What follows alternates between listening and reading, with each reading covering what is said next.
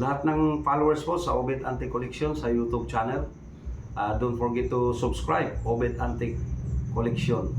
Kaya lahat ng mga followers po natin, ito nag-unboxing po tayo.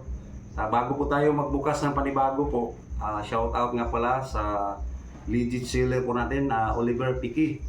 Tsaka galing po ito ng Pampanga na kaya mga idol, napakalayo na ang pinanggalingan yung mga koleksyon po natin. Kaya napakahirap na rin po hagilapin yung mga kagaya nitong buti na ito mga idol. So lahat po ito ay mga lumang buti kaya mga idol, yun po yung magustuhan natin sa ating legit seller. Kaya ito patuloy nating sisilipin kung ano po yung mga hindi pa natin nabuksan mga idol. Kaya samahan niyo po itong yung may likod, baka ako ay matuwa naman po kayo nitong ating panibagong bubuksan ngayon. Ayan po yung mga lumang buti po yan mga idol, na panahonan pa ng mga lulu at lula natin mga idol. Ito, katulad nito mga idol. Ayan, mga buti ng mga gamot yata ito mga idol. Sa silipin nyo po sa malapitan. Ayan po yung pangalan niya mga idol. Ayan o. Ayan. Saka dito po. Pagaganda o. Ayan. So ito napakaganda talaga o. So bihirang-bihira na to. Mga ganitong uri na lumang buti kaya. Sa dito magbukas na lang po tayo ng panibago kaya mga idol. Ayan.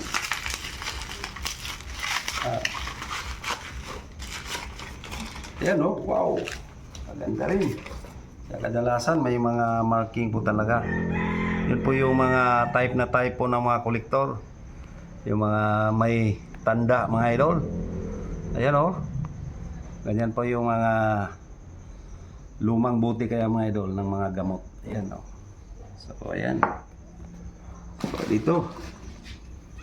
Magbukas na naman tayo uli ng panibago.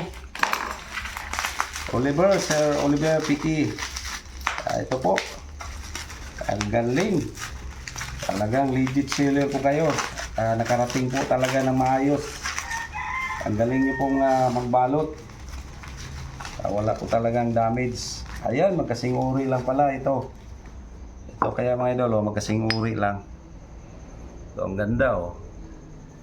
Wala na nga lang takip kasi siguro nahukay lang ito. At madaling mabulok yung mga takip nung unang araw kaya mga idol kasi gawa sa lata. Yan yung makadalasang takip nung unang araw. Ngayon lahat mga idol nasa plastic na. Ayan. Kaya meron pang isa mga idol. At atin din po itong bubuksan. Ayan. Ang bagong dagdag naman po ito sa ating mga koleksyon ng lumang buti kaya mga idol. Wow, ito. Ayan, yun sinabi ko sa inyo, idol. Tama kasing uri nga lang pala. Ito. Tsaka ito po yung takip niya. Ayan o, rusty na po. Tsaka kalawang na. Ayan o, tama nga po yung hula po natin. Ayan po talagang kanyang takip. Ayan o. So, rusty na rusty po. Napakaluma po talaga. Ayan. So, meron tayong 3 piraso na magkasing uri. Ito kaya mga idol. Ayan. 3 magkasing uri. Ayan. Atin itong babasahin kung ano po yung mga nakalagay sa kanilang marking. Ayan po. O, yan, klarado nyo po ba dyan? Ayan o, Himo Steel. O, Dr. Rosil Paris. Wow, galing pala ng ibang bansa ito mga idol. Ayan o. Yung tanda ng kalumaan kaya mga idol, walang grove, tsaka may star. Ayan, 296 po yung kanyang number. Ayan, napakabihira na ito mga idol. Mga nahukay lang yan mga idol ha. O, sa Pampanga naman po yan. Ito, wala ring pangalan, walang marking. Pero sa buti pa rin sa gamot. Ayan, meron pala sa ibaba. 200k. Kung totoo yan mga idol, paldo tayo niyan, oh. 200k, oh. Oh. Sa marking lang pala. Bali, patuloy tayong nagkukulik ng mga lumang buti kaya mga idol. Itong isa mga idol, oh. Napakaganda, oh. Oh. Anong pagbasa nyo dyan mga idol? Oh. Horners. Horners. Oh. Dito sa kabila, Horners pa rin. Oh. So, galing. Meron tayong 5 piraso na amber. Tsaka ito mga idol, oh, talagang napakaluma nito. Ayan, oh. Talagang sa gamot ito mga idol. Mga nung araw. Ayos din.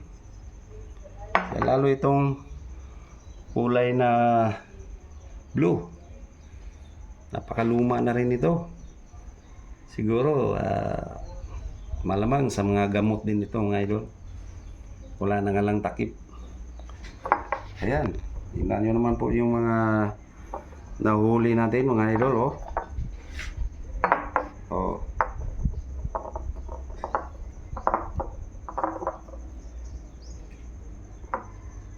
Ganda, oh. Tsaka original po talaga yung kanyang takip. Ayan po yung logo, oh. Logo ng Himo Steel. Wow.